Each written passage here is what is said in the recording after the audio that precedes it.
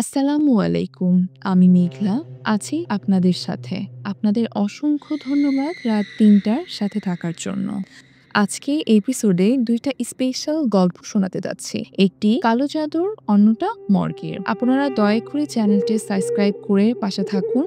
আর আপনাদের সাথে ঘটে যাওয়া বা আপনাদের জানা কোনো গল্প থাকলে আমাদের মেইল করুন। আমরা আপনাদের গল্পটি পড়ে শোনাবো। মেইল অ্যাড্রেস ডেসক্রিপশন বক্সে দেওয়া আছে। আর দেরি না করে গল্পে চলে যাওয়া যাক। আসসালামু আলাইকুম। আমার নাম মুনতাসির। আমার বাসা কুমিল্লার দেবিদ্বার উপজেলার একটি পুরানো গ্রামে। ঘটনাটা ২০০৭ সালে ঘটা। এই গল্পটা শুনতে যেমন ভয়ঙ্কর, বাস্তবে এর প্রতিটা টুকরো এখনো আমার মনে গেঁথে আছে। ঘটনাটা ২০০৭ সালের দিকে। আমরা তখন কুমিল্লার দেবিদ্বার উপজেলার গ্রামে বাড়িতে থাকি। আমার ভাই মেহেদী আমাদের পরিবারের অহংকার। ঢাকায় পড়াশোনা করত। সেই সময় বিসিএস এর প্রস্তুতি নিচ্ছিল। এমনিতে ও অনেক মেধাবী ছাত্র। আশেপাশের সবাই জানতো এই ছেলেটা একদিন বড় হয়ে কিছু করবে। কিন্তু আমার ভাই মাত্র ২৩ বছর বয়সে হঠাৎ করে মৃত্যুর কোলে ঢলে পড়ল। সেটা কখনোই ভাবতে পারিনি। আর তার মৃত্যুর পিছনে যেটা ছিল সেটা কোনো ডাক্তার বা কেউ বুঝতে পারেনি। সবকিছুর শুরু পাশের বাড়ির চাচা থেকে। আমার বাবার চাচাতো ভাই, যার নাম ছিল বুজলু চাচা। তারও একটা ছেলে ছিল রাকিব। রাকিব আর মেহেদী সমবয়সী ছিল, কিন্তু রাকিবের মাথায় সামান্য সমস্যা ছিল ছোটবেলা থেকে। আমরা তখন ছোট খেলার সাথী হিসেবে সবাই মেনে নিতাম ওকে। কিন্তু শুনেছি সেই ছোটবেলা থেকে চাচা ওর মায়ের সাথে বলতো, আমার ছেলেও তো এক বয়সী, কিন্তু কপালটা দেখো, মেহেদী একদিকে শহরে যাবে আর আমার ছেলেটা কি পেছনেই পড়ে থাকবে। আমরা ভাবতাম কথার কথা বলেছে, কিন্তু আজ বুঝি সেই ঈর্ষা একদিন কালো জাদু হয়ে ফিরে আসবে। একদিন মেহেদী বলল, আমি কোচিং ক্লাস শুরু করব, এবার বিসিএস পরীক্ষায় বসবো। আমি গর্বে বুক ফুলিয়ে বলেছিলাম, তুই পারবি ভাই। কিন্তু সেই বলার কয়েকদিনের মধ্যে ভাইয়ের মধ্যে শুরু হলো অদ্ভুত কিছু পরিবর্তন। রাতে ঘুম হতো না, দিনভর মুখ শুকনো, হঠাৎ করে উল্টাপাল্টা কথা বলা, চোখে কালি অথচ শরীরে কোনো রোগ নেই। এক রাতে ঘুম ভেঙে দেখি মেহেদী বারান্দায় বসে আছে, এক দৃষ্টিতে আকাশের দিকে তাকিয়ে আছে। সে এক ধরনের শূন্যতা। আমি জিজ্ঞেস করলাম, কি দেখিস? সে বলল, ওই যে কালো কাকটা প্রতিদিন রাতে এসে বসে আমার জানালার পাশে, তাকিয়ে থাকে। আমি চোখ বন্ধ করলেও সে যায় না। আমার কেমন যেন ফিল হয় কাকটাকে দেখলে। আর কাকটাও কেমন যেন স্বাভাবিক লাগে না আমার কাছে। কাকটা সাধারণ কাকের চেয়ে অনেকটাই বড়। আমি বললাম, কোথায় কাক? ও বলল, মাত্রই উড়ে গেল, তুই দেখিস নাই? শুনেই আমার মনের ভিতরে কেমন যেন ভয় লাগতে শুরু করলো। ভাবলাম অনেক পড়াশোনা করেছে, ও হয়তো হ্যালুসিনেশন হতে পারে। আমি ভাইকে বললাম, তুই পড়তে বস, আমি চা করে আনি তোর জন্য। প্রথমে আমরা ভেবেছিলাম স্ট্রেসের কারণে এমন হচ্ছে। তারপরেও আমরা মনস্তান্ত্রিক ডাক্তারের কাছে দেখাই। ডাক্তার বলল, ঘুমের অভাবে এমন হচ্ছে, কারণ ও দিনে প্রায় ১৬ থেকে ১৮ ঘন্টা পড়তো। ডাক্তার বেশ কিছু ওষুধ দিল, কিন্তু কোনো ওষুধে কাজ করছিল না। এমন সময় মা গ্রামের এক বৃদ্ধ লোকের নাম করলেন, তান্ত্রিক, নাম আব্দুর রশিদ। ভয় আর কৌতূহল নিয়ে আমরা ওনার কাছে যাই। তিনি মেহেদীকে দেখে কিছুক্ষণ চুপচাপ থাকেন। তারপর খুব নিচু গলায় বললেন, ওকে প্রজেস করা হয়েছে, এর শরীর এখন আর শুধু ওর না। আতকে উঠি। তিনি বললেন, কারো খুব ঘৃণা, হিংসা আর অভিশাপে ওর ভিতরে ঢুকেছে এক শয়তান। তো একজন কবর থেকে মাথার কাছের অংশের কাফনের টুকরো এনে এই কাজ করেছে। আমি জিজ্ঞাসা করেছিলাম, কিভাবে বুঝলেন? তিনি বলেছিলেন, কাফনের গন্ধ এখনো শরীরে লেগে আছে, কিন্তু আমরা পাবো না। সে আরো বলল, কালো কাকটার মধ্যে কাফনের কাপড় বেঁধে জাদু করা হয়েছে, যার মানে হলো কাকটার শরীরে ওর আত্মা আছে। আর এছাড়াও মেহেদী কাকটাকে ৭ দিনের বেশি দিন ধরে দেখছে, যার ফলে কালো জাদুটা সফলভাবে কার্যকর হয়ে গেছে। এখন আমি এটা করতে গেলে আমার নিজেরও মৃত্যু হতে পারে। এটা আমার সাধ্যের বাইরে। আমি পারবো না। আমার বাবা রেগে যান আর আমাদের ওখান থেকে নিয়ে আসে। বাবা এগুলো তেমন বিশ্বাস করেন না। বলে, কিছুদিন ঠিকভাবে ঘুমালে ঠিক হয়ে যাবে। তারপর আবারও প্রায় ১৩ দিন কেটে গেল। ১৩ দিনে আমার ভাইটা ৮২ কেজি থেকে কমে ৫৮ কেজি হয়ে গেল। ও কারোর সাথে কথাও বলতো না। ওর সাথে মা ঘুমাতো রাতে। মা বলতো ও রাতে কেমন যেন ছটফট করে। মার হঠাৎ ঘুম ভাঙতো রাতে, দেখতো ও বিছানায় বসে মার দিকে রাগান্বিত চোখে তাকিয়ে আছে। মা বলতো, কি হয়েছে মেহেদী? ও একটা উত্তর না দিয়েই শুয়ে ঘুমিয়ে যেত। আমরা ঠিক করলাম এটা স্বাভাবিক না, এবার কিছু করতেই হবে। আমরা ঠিক করলাম ওকে আগামীকাল ঢাকা নিয়ে যাব, বড় ডাক্তার দেখাবো। সে মন মোতাবেক বাবা রাতে গাড়ি ভাড়া করে রাখলেন, আর বাবা অফিসের ছুটিও নিল। সব প্রস্তুতি শেষ। ওদিকে রাতে মেহেদীর সব মাত্রা ছাড়িয়ে গেল। ও রাতে কষে মাকে চড় দিল। মা ঘুম থেকে ভয়ে উঠে পড়লেন। ভাই নাকি বলছে মাকে, কাজটা ঠিক করলি না। মা ভয়ে তখন বাবাকে ডাকে। বাবা এসে দেখে মেহেদী ঘুমাচ্ছে। তখন বাবা মা একসাথেই ভাইয়ের সাথে ঘুমায়।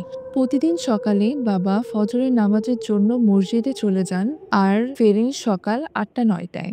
বাহিরে হাঁটেন, চা খেয়ে বাসায় ফেরেন। সকালে মা ঘুম থেকে উঠে মেহেদীকে ডাক দেন। মার চিৎকারে আমার ঘুম ভাঙে। আমি যেয়ে দেখি মা ভাইয়ের পাশে বসে জোরে জোরে ওকে ডাকছে আর কান্না করছে।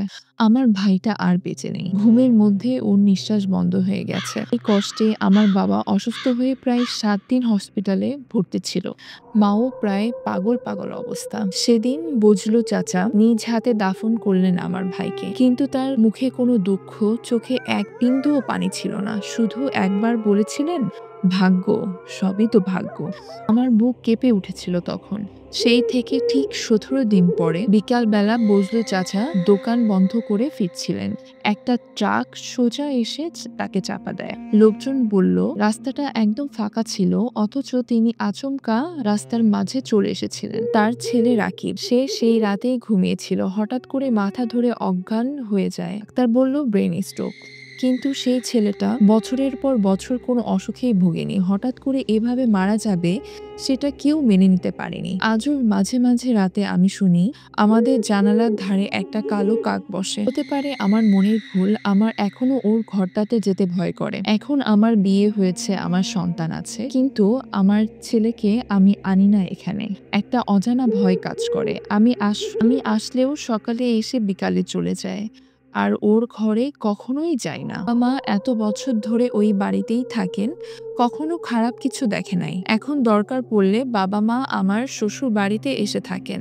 আমি জানি না ওদের মৃত্যু প্রতিশোধ ছিল প্রকৃতির বিচার, কিন্তু এতটুকু জানি কারোর প্রতি যতটা হিংসা জমে ঠিক ততটাই ছায়া হয়ে ফিরে আসে, আর সেই ছায়া যদি একবার ঢুকে পড়ে সে আর বের হয় না। এইটাই ছিল আমার ভাইয়ের গল্প। ভালো লাগলে গল্পটা পড়ে শোনাবেন। এবার চলে যাচ্ছি পরের গল্পে। যাওয়ার আগে আপনারা অবশ্যই আমাদের চ্যানেলটিকে সাবস্ক্রাইব করে বেল আইকন অন করে রাখবেন। আমরা এই চ্যানেলটিতে নতুন স্টোরি আপলোড করব, যেগুলো আগে কখনো আসেনি। ঘটনাটি লিখেছেন নওরিন। যেভাবে লিখেছেন সেভাবেই পড়ছি। আসসালামু আলাইকুম, আমি নওরিন। আমি পেশায় একজন ডাক্তার। ঘটনাটি ২০০৮ সালের। তখন শীতকাল। ঢাকা মেডিকেল কলেজ হাসপাতালের পুরানো ভবন তখনও পুরোপুরি বন্ধ হয়নি। বিশেষ করে মর্গের শেষ ফ্রিজটা, যেটা এখনো মাঝে মাঝে ব্যবহার হয়। বলা হয় নতুন ভবনের মর্গে ফ্রিজ কম, আর কিছু কিছু লাশ ঠিকমতো সংরক্ষণ করতে হলে পুরানো ফ্রিজটাই ভরসা। রাত তখন ঠিক ১টা। ইমার্জেন্সি ইউনিট থেকে ফোন এলো, একটা বাইক অ্যাক্সিডেন্টে মৃতদেহ এসেছে। তার পেছনটা ফেটে গেছে, রাস্তায় পড়ে গিয়ে মস্তিষ্কে আঘাত পেয়ে ঘটনাস্থলেই মৃত্যু। আইনগতভাবে লাশটা পাঠানো হলো পোস্টমর্টমের জন্য। সেদিন রাতে ইন্টার্নশিপ চলছিল আমার। প্রথম মাস চলছে পোস্টমর্টমের রোটেশন। আমার সঙ্গী ছিল হাসপাতালের পুরানো ডোম বৌদি কাকা। হাসপাতালের প্রায় সব ডোমরাই বৌদির মতো চুপচাপ, পচা গন্ধে গা শুয়ে গেছে তাদের, আর কথাবার্তাও একটু অদ্ভুত। বৌদি কাকা আমাকে দেখে বলল, ম্যাডাম, লাশটা আজকে ৪ নম্বর ফ্রিজে রাখতে হইব। নতুন ফ্রিজ নষ্ট, এই ফ্রিজটা একটু আলাদা। আমি হেসে বলি, আলাদা মানে? থামলো, মুখে একটা অদ্ভুত হাসি। সব জায়গায় তো শরীর থাকে, কিছু জায়গায় আত্মাও থেকে যায়। আপনি ভয় পাবেন না, ঠিক আছে? আমি কিছু বলিনি, মনে মনে বললাম, আরে এটা তো ডোমদের টিপিক্যাল ডায়লগ। দুজনেই হাঁটতে হাঁটতে গেলাম পুরানো মর্গের বিল্ডিং এর দিকে। সেখানে ঢুকতেই একটা স্যাঁতস্যাঁতে ভিজে কাপড়ের গন্ধ এসে নাকে লাগে। একদম নিচতলার করিডরে আছে সেই ফ্রিজ, শেষ ফ্রিজ। ঘরটায় ঢুকে আমার চোখ পড়ল, দেয়ালে ধুলোমাখা কাচ, ঘড়ি বন্ধ হয়ে আছে, আর একটা পিঁপড়ে চলছে ফ্রিজের নিচ দিয়ে। আলো অর্ধেক, একটা টিউবলাইট কাঁপছে, প্রায় নিভে যাচ্ছে আর জ্বলছে। বৌদি এসে বলে, একটু বসেন, আমি একটু কাজ সেরে নিই। তারপর ব্যাগ থেকে একটা ছোট বোতল বের করে। আমি বুঝে গেলাম মদ। সে এক চুমুকে গলায় ঢাললো, চোখ বন্ধ করে বলল, এটা ছাড়া এই ফ্রিজে কাজ করা যায় না।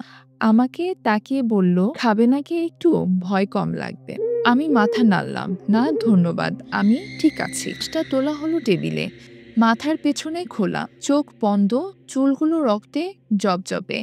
আমি শুরু করলাম নোটবুক নিয়ে, লিঙ্গ, বয়স, দুর্ঘটনার বিবরণ, শরীরে ক্ষত। ঠিক সেই সময় কেমন যেন একটা শব্দ হলো, যেন ধাতব কিছুর দরজা বন্ধ হলো। আমরা দুইজনেই চমকে উঠলাম। আমি জিজ্ঞাসা করলাম, আপনি কি কিছু করলেন? বৌদি মাথা নেড়ে বলল, না তো। আপনি? ফ্রিজের দিকে তাকিয়ে দেখলাম ফ্রিজ ৪ নম্বরের দরজা অল্প একটু খোলা, কিন্তু আমরা দুইজনেই জানি দরজা পুরোপুরি বন্ধ করেই ছিলাম। আর ভিতরে কোনো লাশ ছিল না তখন।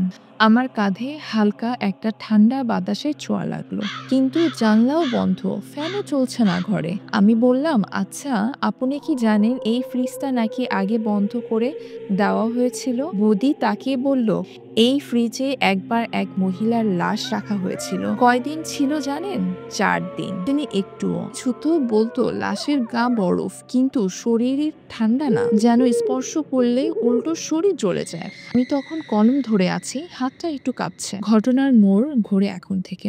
হঠাৎই আমার কানের কাছে ভেসে এলো এক অদ্ভুত শব্দ, না কথা না, একটা তোয়াল ঘষার মতো, ভেজা কাপড় মচমচ করার মতো। আমি তাকিয়ে দেখি লাশটার ডান পা সামান্য কেঁপে উঠল। আমি ভেবেছিলাম এটা হ্যালুসিনেশন, কিন্তু তারপর দেখি চোখটা একটুখানি খোলা। আমি এগিয়ে গেলাম, বাতি দিয়ে দেখলাম চোখের পাতায় সামান্য নড়াচড়া। বৌদি তখন আরাম করে এক কোণায় বসে। আমি ডাকলাম, কাকা এটা দেখেন, মনে হচ্ছে লাশটা বেঁচে আছে। সে ধীর হয়ে বলে, ম্যাডাম, কখনো কখনো নার্ভ রিঅ্যাক্ট করে, এইটুকু স্বাভাবিক, কিন্তু এইবার মনে হলো যেন গায়ের নিচে কিছু নড়ে উঠছে। রক্ত শুকিয়ে যাওয়া জায়গাগুলো আবার আঁচু হয়ে উঠছে।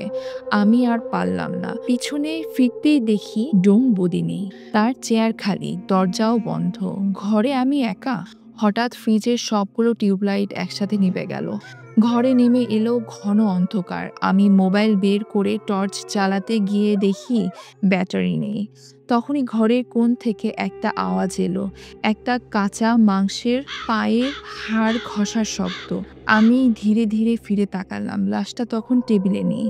আমার গলা শুকিয়ে গেল। পেছন থেকে হঠাৎ হাওয়ার ঝাপটা এলো, আমি জ্ঞান হারালাম। ভোর ৬টা। হাসপাতালের পরিচ্ছন্নতা কর্মীরা এসে দেখে ডক্টর নওরিন ফ্লোরে অজ্ঞান হয়ে পড়ে আছেন। তার গলায় নেই স্টেথোস্কোপ, ডান হাতে রক্তের দাগ, কিন্তু কোনো কাটা নেই। আর ফ্রিজের ভেতরে রাখা লাশটা ঠিকঠাক অবস্থায় আছে, কোনো নড়াচড়া নেই। কেউ কিছু বিশ্বাস করে না। কেউ বলে, তো নতুন ডাক্তার মানসিক চাপ সহ্য করতে পারেনি। কেউ চুপ করে থাকে। শুধু বদি কাকা আর ফিরে আসেনি। ভোর ৬টা ৪৫। চোখ খুলে দেখি আমি হাসপাতালের পুরানো নার্সিং ইউনিটে। আমার চারপাশে দুইজন সিনিয়র ডাক্তার, এক নার্স আর এক পুলিশ অফিসার। একজন ডাক্তার বলল, তুমি ঠিক আছো? কাল রাতে তুমি অজ্ঞান হয়ে পড়েছিলে। আমরা পেছনের ক্যামেরা দেখে বুঝেছি তুমি একাই ছিলে ঘটনায়। আমি কিছুই বলতে পারিনি। জিহ্বা শুকিয়ে কাঠ, শরীর ঠান্ডা, বুকের ভেতর কাঁপুনি। ২ দিনের ছুটি দেওয়া হলো আমাকে, তবে আমি শান্ত হইনি। মনের ভেতর বারবার ঘুরে ফিরে আসছে সেই রাতটা, ফ্রিজের খোলা দরজা, গায়েব হওয়া বদি কাকা, আর সবচেয়ে বেশি লাশের সেই এক চোখ ফাঁকা হয়ে তাকানোর দৃশ্যটা। আমি ডিসিশন নিলাম, আমি খুঁজে বের করব শেষ ফ্রিজের ইতিহাস। পুরানো আর্কাইভ ঘেঁটে ঘেঁটে জানতে পারলাম ফ্রিজ ৪ নম্বর সবসময় আনঅ্যাসাইন্ড হিসাবে তালিকাভুক্ত হয়।